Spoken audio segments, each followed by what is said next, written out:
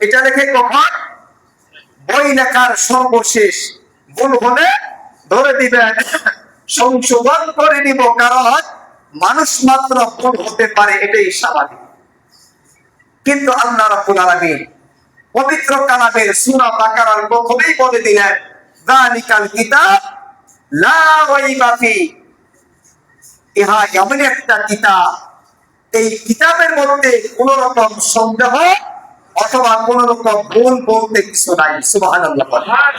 এমন একটা কিতাব, যেই কিতাবের মধ্যে কোনো সন্দেহ নাই, কোনো ভুল নাই। এখন যদি কোনো মানুষেরা যদি চিন্তা করে এই মহাগ্রন্থ আল কোরআন কারীমের মধ্যে একটু হলেও ভুল আছে, অথবা আমার সন্দেহ হয় এই কিতাবের মধ্যে ভুল আছে, তাহলে ওই মুসলমান অথবা ওই মানুষের ঈমান থাকবে? কথা বলেন, ঈমান থাকবে? থাকবে না। আল্লাহ রাব্বুল আলামিন বলেন, এই কিতাবের মধ্যে কোনো ভুল নাই, কোনো সন্দেহ নাই। আর মানুষেরা যদি বিশ্বাস করে এই কিতাবের মধ্যে ভুল আছে, সন্দেহ আছে, তাহলে তার ঈমান থাকবে না। কোরআনুল কারীম শিক্ষা করার জন্য আলিফ থেকে শুরু করে ইয়া পর্যন্ত 29টি অক্ষর আপনাকে কিন্তু সহি শুদ্ধভাবে শিখতে হয়। মুসলমান ভাইরা আমার, 29টি অক্ষর শিক্ষার পিছে আপনি এত মেহনত করেন শুধুমাত্র শুদ্ধ করার জন্য, সুন্দর করার জন্য। আপনি যদি মনে করেন এইখানে 29টি অক্ষর আছে, আমি 28টি অক্ষরকে পরিপূর্ণভাবে বিশ্বাস করি, মানে একটা অক্ষরকে আমি বিশ্বাস করি না, মানি না, তাহলে আপনারাই বলেন ওই মানুষের ঈমান থাকবে? থাকবে না। 29টি অক্ষরের মধ্যে একটা অক্ষরকে কেউ যদি বিশ্বাস না করে, তার ঈমান থাকবে না। আর আল্লাহ পাক 6666 আয়াত দুনিয়ার মানুষের কল্যাণের জন্য জিবরাইলের মাধ্যমে আল্লাহর নবীর উপরে নাযিল করলেন, আর বলে দিলেন এমন একটা কিতাব আমি তোমাদের মাঝে নাযিল করে দিলাম, যেই কিতাবের মধ্যে ভুল নাই, সন্দেহ নাই, নির্ভুল কিতাব। একেবারেই নির্ভুল, কোন রকম ভুল নাই, সন্দেহ নাই। আজকে দুনিয়ার মানুষেরা আমাদের মতো দাঁড়িয়ে আছে, মাথার মধ্যে টুপি আছে, মুখের মধ্যে দাড়ি, লম্বা লম্বা পাঞ্জাবি পরা হয়, সবকিছু ঠিক আছে, কিন্তু আপনি পাঞ্জাবি দাড়ি টুপিতে ইসলামকে আপনি মানতে পারবেন না। আপনি ইসলামের মধ্যে আছেন কিনা? শুধুমাত্র টুপি দিয়ে, পাঞ্জাবি দিয়ে, দাড়ি দিয়ে আপনি মাপতে পারবেন না। দাড়ি দিয়ে যদি ইসলামকে মাপা যেত, যে আপনি একজন ইসলামের মধ্যে থেকে পরিপূর্ণ মুসলমান, তাহলে এইরকম ভাবে আল্লাহু আকবার, এইরকম ভাবে এমন কবি ছিল রবীন্দ্রনাথ ঠাকুর। এই যদি দাড়ি দিয়ে যদি ইসলামকে মাপা হয়, লোকটার মুখের মধ্যে ছিল দাড়ি, এই লোকটা বড় মুসলমান, ইমানদার, তাহলে রবীন্দ্রনাথ ঠাকুর কিন্তু বড় মুসলমান হয়ে যাইতো। কথা বলেন ঠিক কিনা? পাগড়ি দিয়ে যদি আপনি মাপতে চান, পাগড়ি পরিধান করে লোকটা ইমানদার মুসলমান, তাহলে মনমোহন সিং এমন ভাবে পাগড়ি বাঁধে, আমরা আলেমরা তার কাছে কিছুই না। কথা বলেন ঠিক কিনা? বন্ধুরা আমার, ভাইয়েরা আমার, দাড়ি দিয়ে আপনি সেই ইমানদার কিনা? দাড়ি দিয়ে আপনি তাকে মাপতে পারবেন না। ইমানদার কিনা আপনি টুপি দিয়ে মাপতে পারবেন না। ইমানদার কিনা আপনি তার পাঞ্জাবি দিয়ে মাপতে পারবেন না।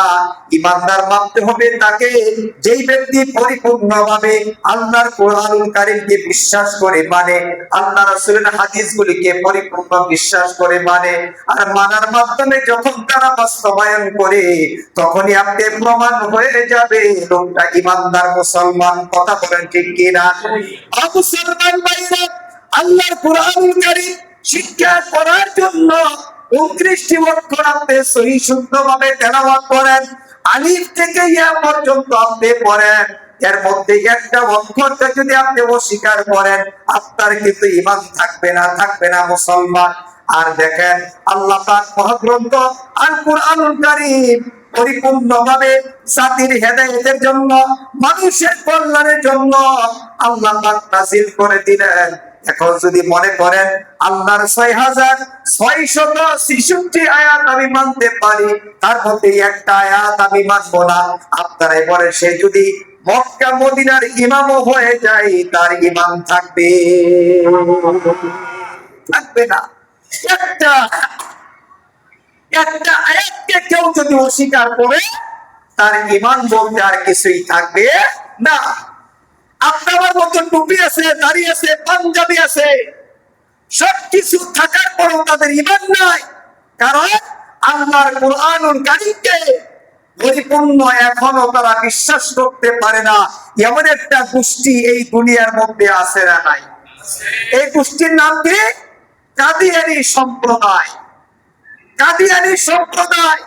তারা দেখবেন সমস্ত কিছু আমাদের মতো নেবাস, আমাদের মতো দাড়ি আছে, পাগড়ি আছে, টুপি আছে, তারাও মসজিদে গিয়ে নামাজ আদায় করে, সবকিছু তারা মানে, কিন্তু আমাদের নবী মুহাম্মদুর রাসূলুল্লাহ সাল্লাল্লাহু আলাইহি ওয়াসাল্লাম শেষ নবী, যার পরে আর কোন নবী আসবে না, খাতামুন নবিয়্যিন বলা হয়েছে যাকে, আর কোন নবী দুনিয়াতে আসবে না, কিন্তু কাদিয়ানী সম্প্রদায় বিশ্বাস করে আমরা এই নবীকে শেষ নবী বলে মানি না। কথা বলে ঠিক কিনা?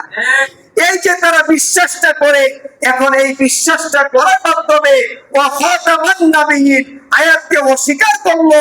এই আয়াতকে অস্বীকার করার মাধ্যমে তারা যতই নামাজ পড়ুক আর রোজা রাখুক আর হজ করুক আর যাকাত দিক না কেন, যত ভালো কাজই করুক না কেন, এই একটা আয়াতকে অস্বীকার করার কারণে তাদের ঈমান চলে গেছে, ঈমান নাই, বিনা দলিলে তারা কিন্তু কাফের হয়ে গেছে। কথা বলে ঠিক কিনা?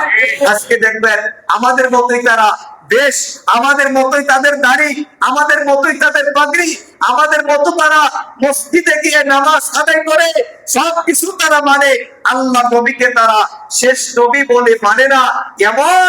এমন একটা গোষ্ঠীর সাথে পুরো মুসলমানদের সম্পর্ক হতে পারে? আজকে এই একটা জাতি, এই একটা গোষ্ঠী ছিল, এখনো আছে, ভবিষ্যতেও তারা থাকবে।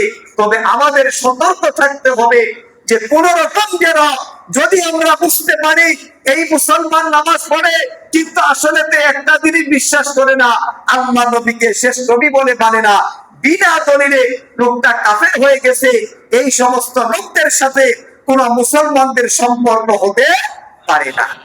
এখন যদি আপনি সম্পর্ক করবেন না, তাদের পক্ষে যদি আপনি কথা বলেন, আপনিও কাদিয়ানী গোষ্ঠীর মধ্যে আপনিও পড়ে গেলেন। আল্লাহ আমাদের সকলকে সঠিক বুঝ দান করুক, সকলেই বলে আমিন।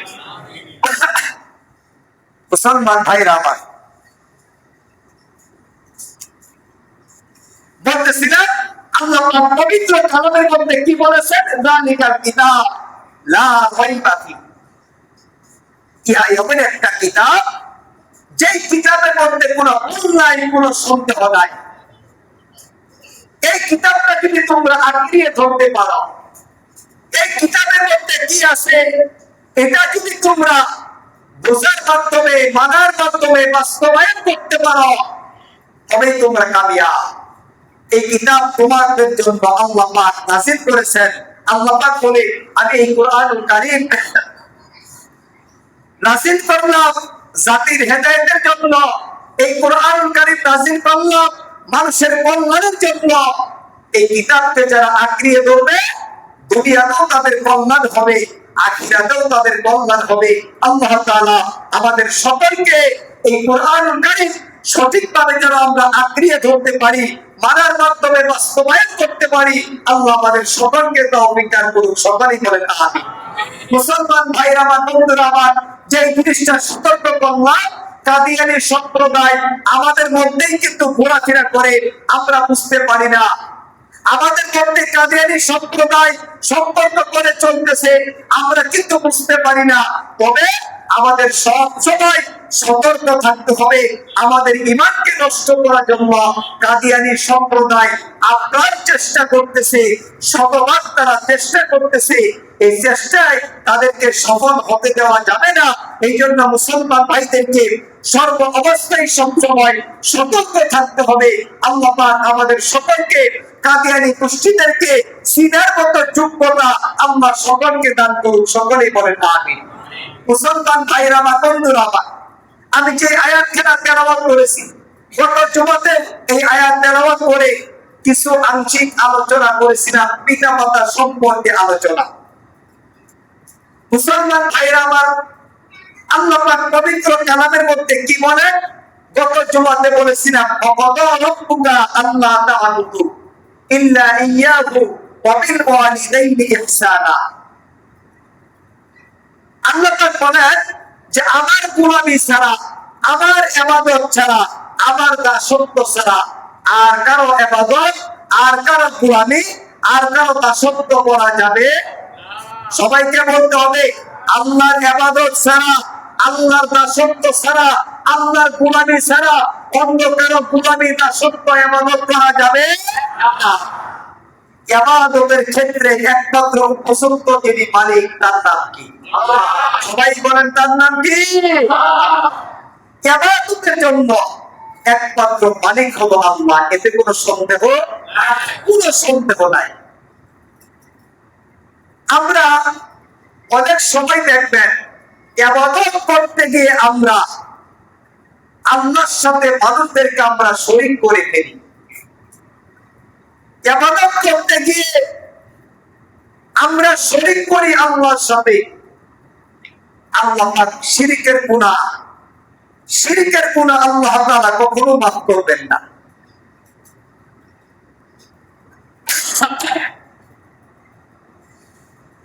আজকে কত মানুষ দেখবেন নামাজে পড়ি ৫ ওয়াক্ত, সবকিছু আমার ঠিক আছে, কিন্তু রাস্তার মধ্যে হাঁটতে গিয়ে দেখবেন যদি দেখে কোনো একটা বাজার, অনেক মানুষ এইরকম আছে, মাত্র মসজিদ থেকে নামাজ পড়ে বের হয়ে চলে গেছে, সামনে পড়ে গেছে বাজার, বাজারকে দেখে হাত রাখে এরকম করে, অথবা বাজারকে সেজদা করে মাথা নিচু করে সম্মান প্রদর্শন করে বাজারকে দেখলে এইরকম মুসলমান আমাদের দেশে কম না বেশি?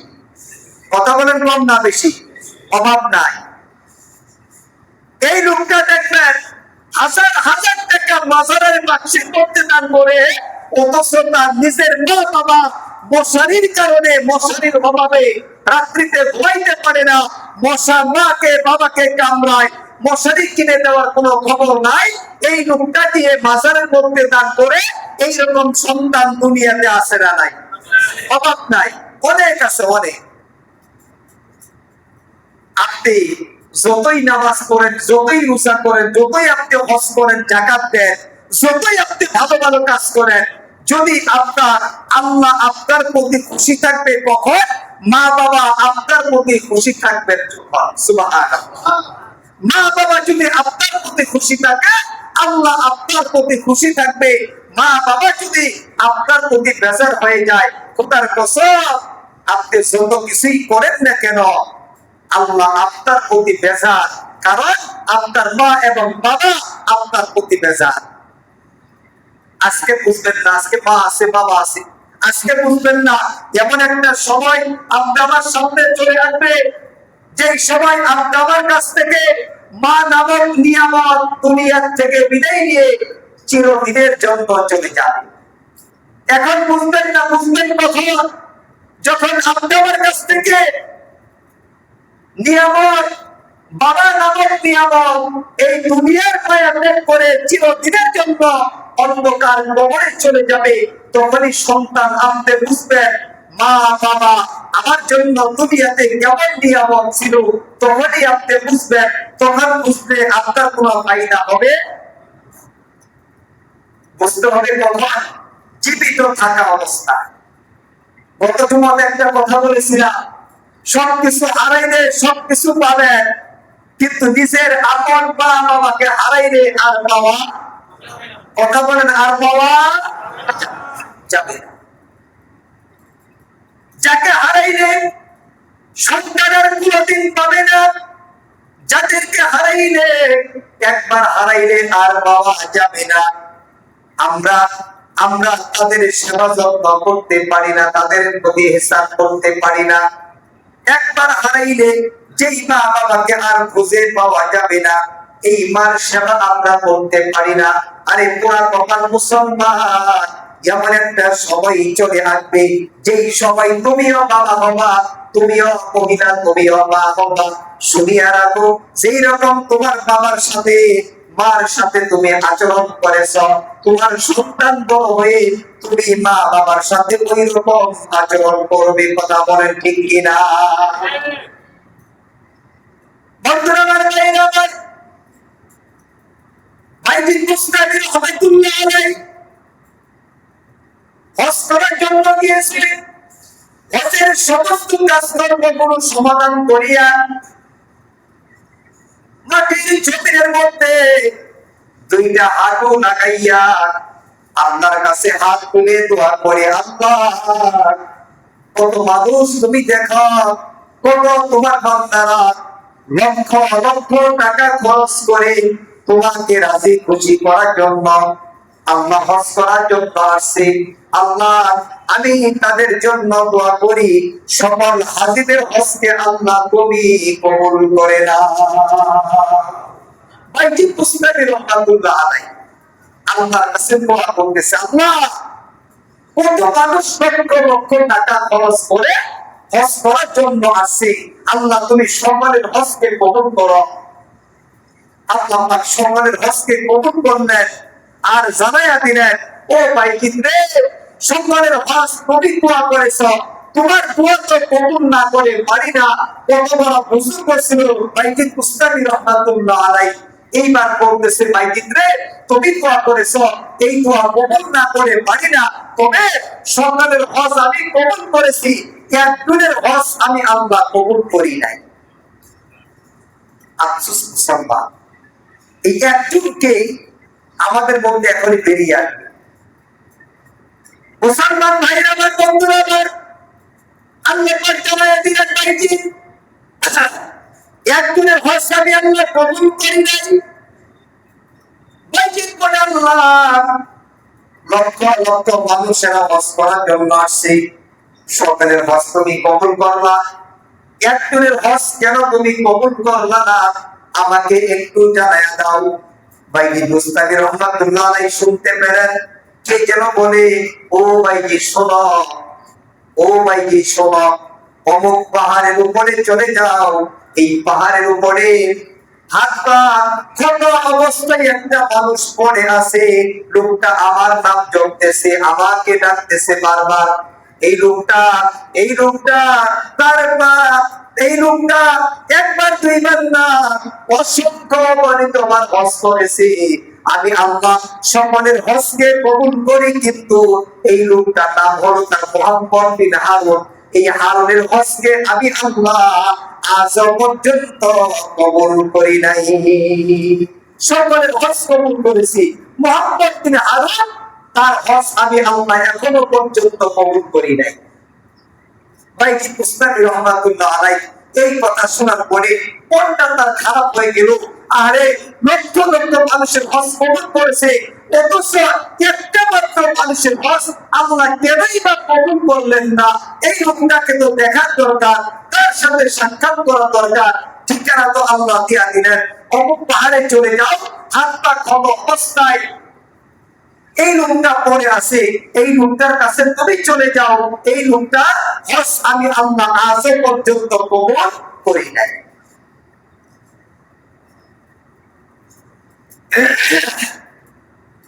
বন্ধুরা আমার, ভাইয়ের আমার, এই লোকটা চলে গেলেন। ভাইজিদ মুস্তাফি রহমাতুল্লাহ আলাইহি ওই পাহাড়ের উপরে চলে গেলেন। মুহাম্মদ বিন হারুনের কাছে যাইতে না যাইতেই, এখনো অনেক দূরে আছে, এখনো যাইতে পারি নাই, এর মধ্যেই ওই মুহাম্মদ বিন হারুন দূর থেকে চিৎকার দিয়ে ডাক দিয়ে বলে, ও আল্লাহর ওলি পাইছি, তুমি যে আমাকে দেখার জন্য আসবা এটা আমি আগেই জানতাম। জোরে বলেন সুবহানাল্লাহ।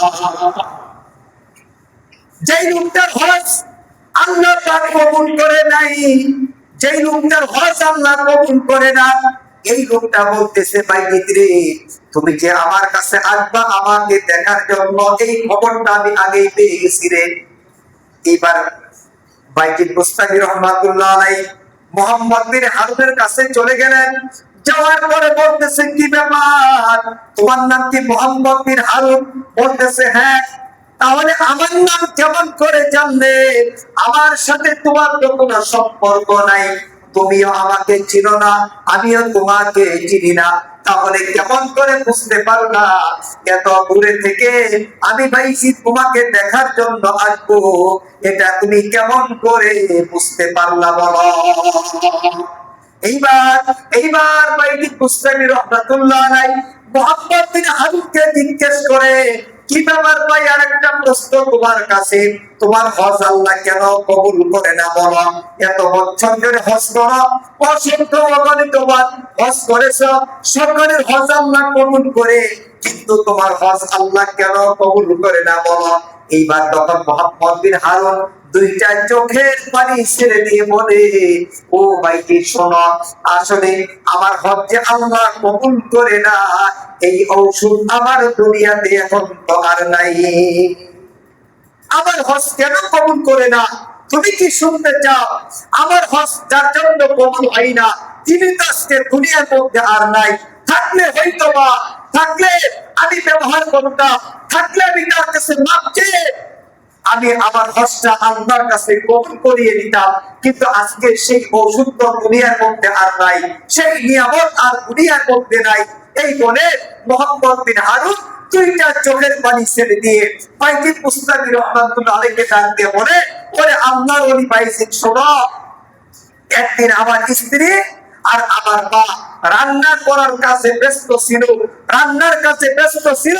আমার স্ত্রী এবং মা দুজনের মধ্যে ঝগড়া হয়। ঝগড়া হওয়ার কারণে আমি আমার মাকে আমার নিজের হাত দিয়ে একটা ধাক্কা মেরেছিলাম। একটা ধাক্কা মারার কারণে আমার মা আল্লাহর কাছে ফরিয়াদ করেছিল, আল্লাহ, আমি যেই সন্তানকে 10টি মাস আমার পেটে ধারণ করলাম, যেই সন্তান পেটের মধ্যে থাকা অবস্থায় আমাকে এত কষ্ট দিল, আমি খেতে বসেছি, সন্তান আমাকে লাঠি দিয়ে এইরকম পেটের মধ্যে লাঠি দিয়েছে, যন্ত্রণার কারণে, ব্যথার কারণে ওই খাবারটা পর্যন্ত খাইতে পারি নাই।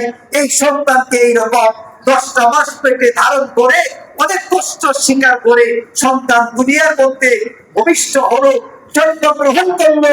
এই সন্তানকে আমি দীর্ঘদিন যাবৎ বুকের দুধ পান করাইলাম, এইরকম প্রস্রাব পায়খানা পরিষ্কার করলাম, নিজে কষ্ট করলাম, সন্তানকেও কষ্ট না পায় সেই দিকে আমি মা খেয়াল রাখলাম।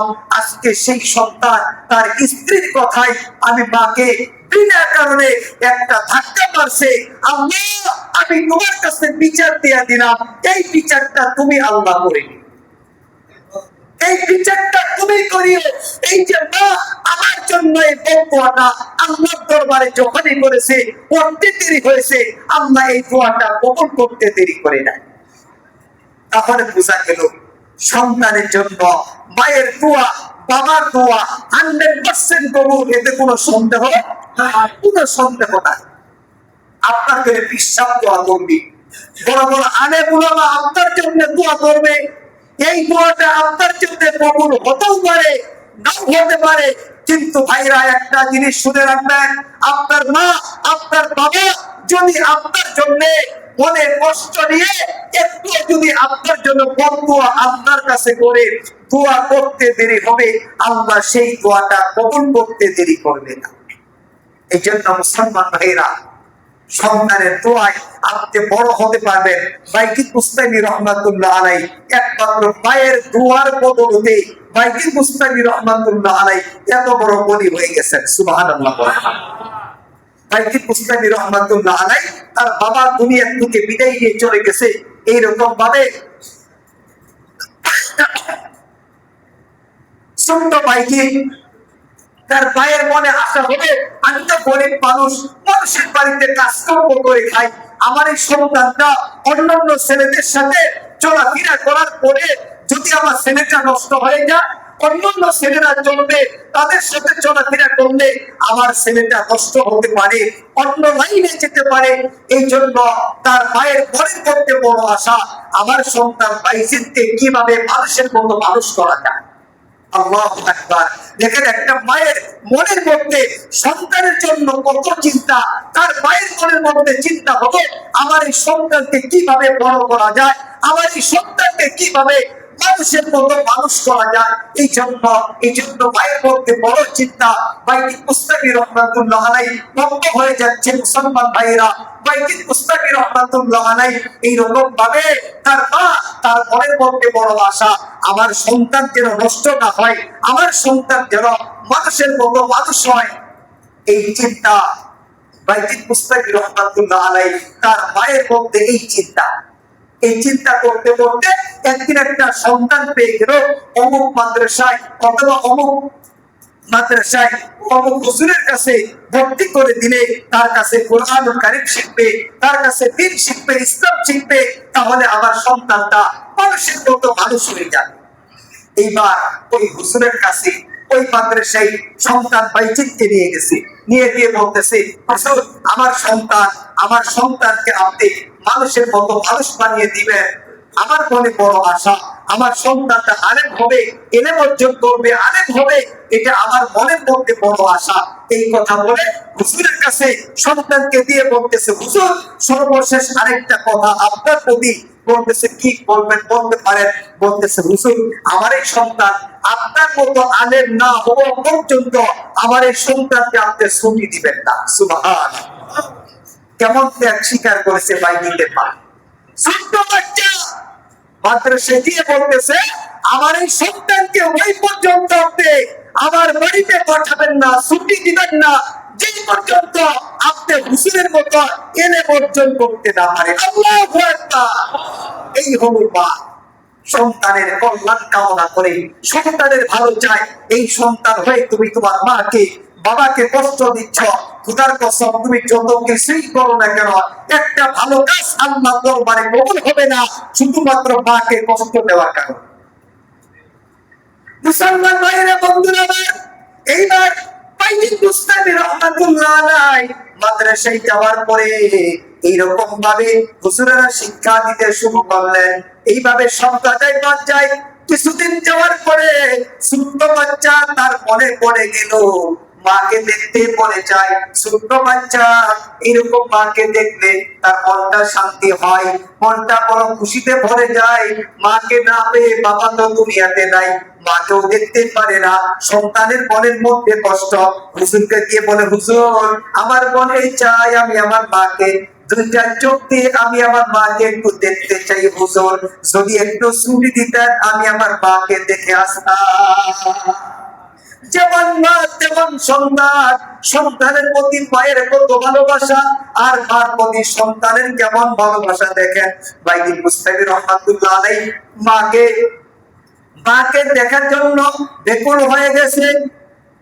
আজকে মাকে দেখার জন্য আমরা বেকুল না, কিন্তু মুসলমান ভাই একটু শুনেন, যদি আপনার মায়ের দিকে, বাবার দিকে নেক নজরে মহব্বতের দৃষ্টি দিয়া মা বাবার দিকে একবার যদি তাকান, একবার তাকাইতে আপনি দেরি করবেন, আল্লাহ পাক আমলনামার মধ্যে কবুল হজের সওয়াব দিতে দেরি করবে না।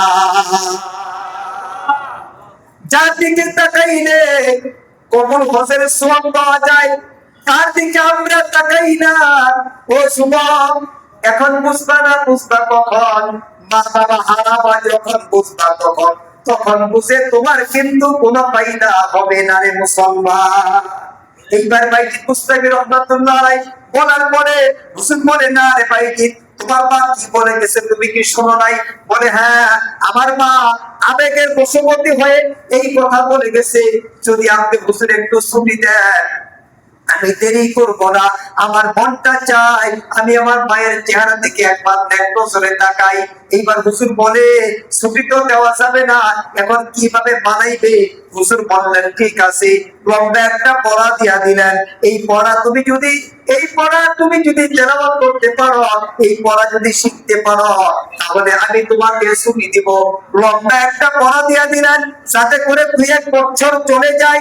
বাইজিদ বুস্তামি রহমাতুল্লাহ আলাইহি এইভাবে আল্লাহর কাছে ডাক দিয়ে বলে, আল্লাহ, ইলম তো তুমি আমার সিনার মধ্যে তুমি দান করবা, তুমি আমার সিনার মধ্যে ইলম দিবা। আমার সিনার মধ্যে দুনিয়ার কেউ তো ইলম দিতে পারবে না। আজকে না হয় দিবা না, কালকে তো দিবা, কালকে না হয় দিবা না, পরে কিন্তু দিবা। আগে পরে আমার সিনার মধ্যে ইলম দিবা। তোমার কাছে দরখাস্ত, ইলমটা যদি আমার সিনার মধ্যে এখনই দিয়া দাও, আমি আমার মায়ের চেহারা দেখতে পারবো। এই দোয়া করেছে কিছুদিনের মধ্যে হুজুরের দেওয়া লম্বা পড়া শেষ করে ফেলেছে। হুজুরকে বলেছে, হুজুর, আপনি লম্বা পড়া আমাকে দিয়েছিলেন শর্ত দিয়া, এই পড়া করতে পারলে আপনি আমাকে ছুটি দিবেন মাকে দেখার জন্য। আমার তো পড়া শেষ, এখন আপনি আমাকে ছুটি দেন। এইবার হুজুর বলতেছে, ঠিক আছে, যাও, বাড়িতে যাও, দেখে তাড়াতাড়ি চলে আসবা। বাইজিদ বুস্তামি ছোট্ট মানুষ, বাড়িতে চলে গেছে। যাওয়ার পরে হেঁটে হেঁটে কষ্ট করে গিয়েছে। রাত্রি বেলায় দরজার মধ্যে টোকা দিয়ে বলতেছে, মা, দরজাটা খোলো।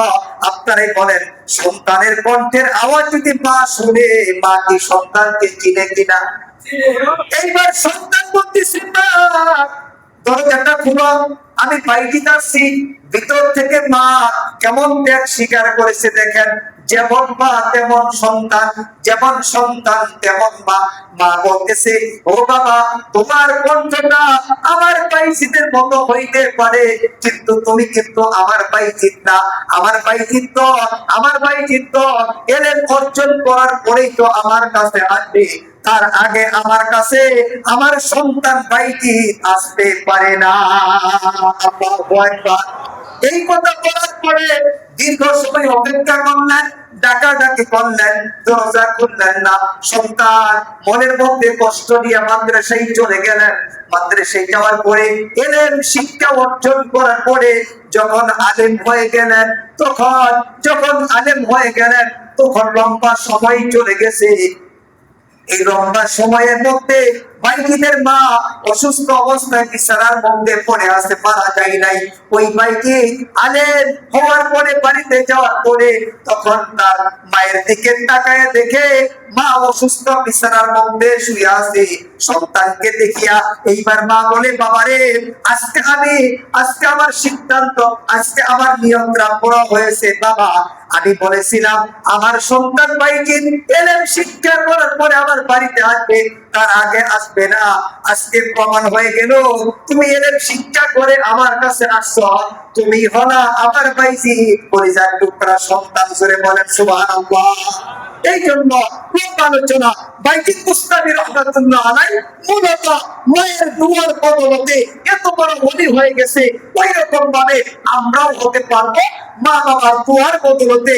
যেই মা বাবার দিকে তাকাইলে কবুল হজের সওয়াব আল্লাহ তাআলা দান করে, সেই মা বাবাকে কোনো রকম কষ্ট দেওয়া যাবে না। কষ্ট দিলেন তো বিপদে পড়বেন, কষ্ট দিবেন না। আরে কত মানুষ দেখেছি মা বাবাকে কষ্ট দিয়ে আজকে এরকম ভাবে তার 1 লক্ষ 2 লক্ষ টাকা বেতন হওয়ার কথা, কিন্তু রিক্সা চালায়, মা বাবাকে আদর করে, মা বাবাকে যত্ন করে এইরকম সন্তান উচ্চ লেভেলে চলে গেছে, আর মা বাবার সাথে খারাপ আচরণ করার মাধ্যমে ধ্বংস হয়ে গেছে। এই জন্য মুসলমান ভাইরা সকলকে বলবো, আমরা সেই মা বাবাকে কষ্ট দিব না। মা বাবা যাদের আছে তাদের সেবা যত্ন করবো। মা বাবা যাদের নাই তাদের জন্য বেশি বেশি নামাজ পড়ে দোয়া করবো, তাদের জন্য দান সদকা বেশি বেশি করবো। তবেই হয়তোবা আমি সন্তানের দেওয়া দান করার মাধ্যমে আমার মা আমার বাবা কবরের মধ্যে শান্তিতে থাকবে। আল্লাহ তাআলা আমাদের সকলকে আল্লাহর এই কথাগুলো, যেই কথাগুলো আমরা শুনেছি, যে কথাগুলো মানার যোগ্য, এই কথাগুলো আমাদের সকলকে মানার তৌফিক দান করুক। সকলেই বলেন আমিন। মুসলমান ভাইরা, বন্ধুরা আমার, মা বাবা দুনিয়াতে যদি থাকতো, তাহলে সেই মা বাবা আমরাকে সন্তান হিসেবে আমাদের কি দায়িত্ব থাকতো? মা বাবার সেবা করা, মা বাবা কি চায় সেগুলো দেওয়া, সম্পূর্ণ দায়িত্ব কিন্তু আমার থাকতো। আজকে মা বাবা দুনিয়ার মধ্যে নাই, কিন্তু আমরা দুনিয়াতে আছি। মা বাবা দুনিয়াতে থাকলে এইরকম আমার কাছে থাকলে যেটা খাইতে মনে চায় সেটাই কিন্তু আমরা খাবার কিনে আনার চেষ্টা করতাম। আজকে সেই মা বাবা দুনিয়ার মধ্যে নাই। আমরা কি চাই আমাদের মা বাবা যাদের দুনিয়ার থেকে চলে গেছে, আমরা যে এরকম ভালো ভালো খাবার খাই, এর চাইতেও ভালো খাবার আল্লাহ তাআলা যেন জান্নাতে আমাদের মাকে বাবাকে দান করে। এটাকে আমরা সবাই চাই না ইনশাআল্লাহ? এইরকম যাদের মা নাই বাবা নাই তাদেরকে বলবো, এইরকম আপনার মা আপনার বাবা কবরের মধ্যে যেন এইরকম ভাবে ভালো অবস্থায় থাকে, জান্নাতের মধ্যে থাকে, জান্নাতি খাবার যেন খায়। কেমন কে আছেন যে 500, 1000, 2000 টাকা আল্লাহর ঘরের মধ্যে দান করার মাধ্যমে এরকম মা বাবার আখিরাতের কল্যাণ কামনা করলেন। কেমন যদি কেউ থাকেন মায়ের জন্য বাবার জন্য 1000 করে টাকা, মায়ের জন্য 1000, বাবার জন্য 1000, দুনিয়াতে মা বাবা আছে তাদের সুস্থতার জন্য আপনি দান করবেন। এরকম কেউ কি আছেন মায়ের জন্য বাবার জন্য আল্লাহ তাআলার ঘরে 1000 টাকা দান করে মা বাবার সুখের জন্য আপনি দান করবেন? যেমন যদি কেউ থাকেন যুবক ভাইয়েরা, মুরব্বী বাবারা, হ্যাঁ এইরকম যারা আছেন, বাহিরে আছেন, রাস্তায় আছেন, মসজিদের কুন্দরায়, কীর্তনায়, বিস্তারায় যারা আছেন, যদি কেউ থাকেন মায়ের জন্য বাবার